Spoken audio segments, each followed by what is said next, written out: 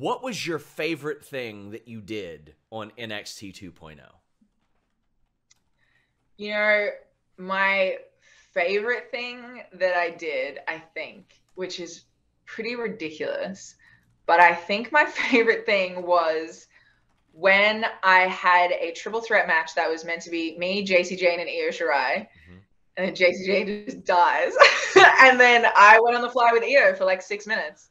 And that was like, I think that was my second match on TV. And yeah, to be in that situation and to be able to like keep it cool and work through it with Io, like that was such an amazing feeling. And I'm like really grateful that I was able to do that. Obviously, like the ladder match for the titles was amazing. Yes. And you know what I mean? Like I had a lot of cool moments, honestly, for a year. But like the thing that sticks out of like, oh, I'm so glad in hindsight that happened.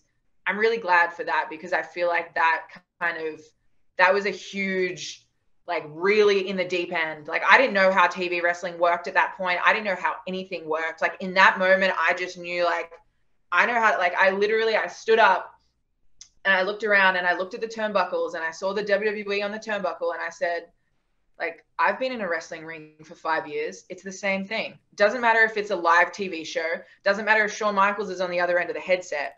I know how to wrestle. Right now, when all of the plans are completely out of the window, I just have to wrestle, you know? So I think that was a really cool moment personally for me.